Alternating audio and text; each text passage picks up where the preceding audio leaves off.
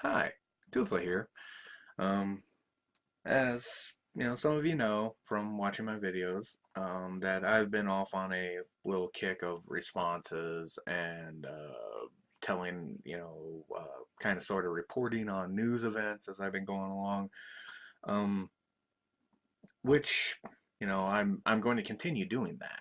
That's just kind of something that I want to report on and whatnot. But I'm also going to be still doing my other things. And one of those things I stated before was I was going to be doing movie reviews and game reviews. And I figured for this one, I'm going to do a movie review on definitely a movie that I have a vested interest in. And boy, let me tell you, I decided that let's do this on one that is it definitely kind of touches near and dear to me because I am a big nerd. I you know grew up watch watching various movies and stuff, and one of course my favorites of all time was this Clash of the Titans. I grew up with that. Harryhausen effects, and I mean, we got all the people. I mean, Harry Hamlin, Maggie Smith, Laurence Olivier, this Meredith. Of God, I mean, just the amount of people that were involved with that film. I mean, especially the Ray Harryhausen effects. I mean, granted, it's stop motion, and what people are used to today with the special effects. You know, the stop motion animation that was done in the original Clash of the Titans is one of the things that made it so great. You know, from the appearance of Pegasus to the battle with Medusa to the final fight against the Kraken, the battle with the Scorpions, the whole 9 yards. I mean, just made Clash of the Titans such an awesome movie. I mean, you cannot even begin to describe what an impact to me with Clash of the Titans that came along and stuff of what was some of this type of stuff that I expected to see out of movies as I grew up. And of course, as things have gone along, special effects have gotten better. The actors and whatnot have gotten more skilled at their craft. The older actors are still there. They bring a lot to the table and whatnot.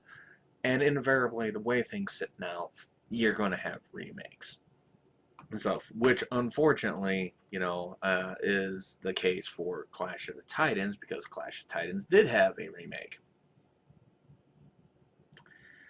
And I gotta say, folks, in the words of Ron White, especially when, I mean, these are aimed directly at Hollywood, if you got an idea, just let it go. Seriously. The new remake of Clash of the Titans. Okay, first off, let's get some of the basic information out of here. Okay. New Clash of the Titans is directed by Louis Leterrier, presented by Warner Brothers. The original Clash of Titans was made by MGM and was directed by Desmond Davis. The directing styles could not be any more different. You know, Clash of the Titans, the original, relied upon acting. They brought in good actors for it to bring the acting in there. The new one brings in terms of people acting in it. Okay, we got Sam Worthington as Perseus, Gemma Arterton as Io, uh, Mads Mikkelsen and Alexia Davalos, both as Greek soldiers. I can't really remember their name. They were actually some of the better actors in there. They played two of the soldiers that ran with Perseus in this. with Ralph Fiennes and Liam Neeson. Ralph Fiennes playing Hades and Liam Neeson playing Zeus. Okay, I can't really, in terms of the acting on that, I can't really uh, disagree with the choice of Ralph Fiennes and Liam Neeson. They're both really, really good actors. Ralph Fiennes was he was one of the critical things that made Red Dragon such a memorable film, with him playing the title character, the Red Dragon, at least as he became, in his evolution. But that's a completely different point. And Liam Neeson, you know, Liam Neeson's pretty good in whatever he is. Probably one of the best films I saw Liam Neeson in was Kinney. And I really like that just because of Liam Neeson being in it.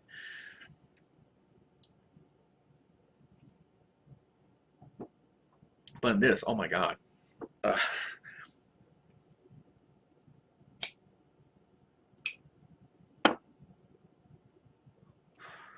Now, as a lot of you may know, and this is actually something I'm touching on a big point here, Ralph Fiennes played Lord Voldemort in the last couple Harry Potter films. And he seems to be just doing his damnedest to fucking channel Lord Voldemort in this. The Hades he plays in this, first off, is just a recycled version of Hades from Disney's Hercules, where he's actually making a power play against the gods. And he does this weird kind of hunched over walking, speaking in a raspy whispery voice, which he doesn't even really pull off all that convincingly. you know how I mean, this is a character that is supposed to be, like, through the film, he's supposed to be kind of creepy, intimidating behind a shadows character, but he spends a great deal of time pushing so hard to try to, Ralph Fiennes tries to push that particular aspect. And the thing is, I know he can do that.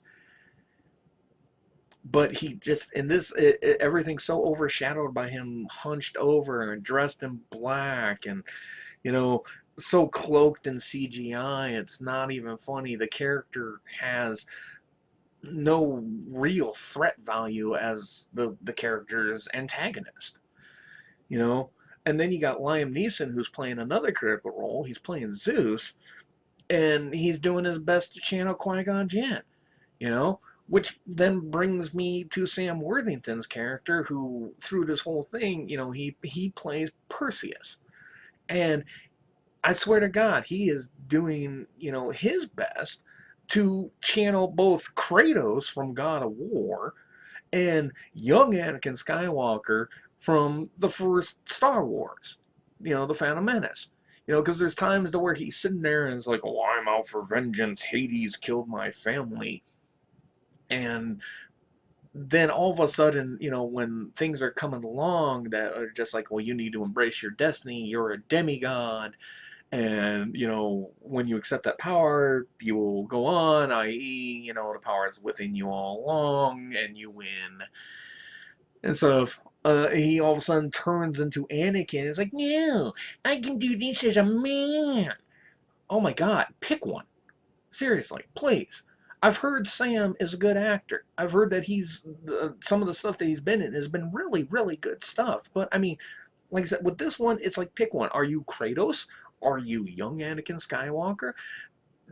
You're trying to blend two characters that just don't match. You know, and then they have a lot of the rest of the story, which is just basically having a hard time competing against the special effects of the film. They completely change from the original Clash of the Titans, to where it was more of the retelling of Perseus saving Cassiopeia, to this power play between the gods, between man and Perseus, kind of get pulled into it as he seeks revenge against Hades for killing his family. It's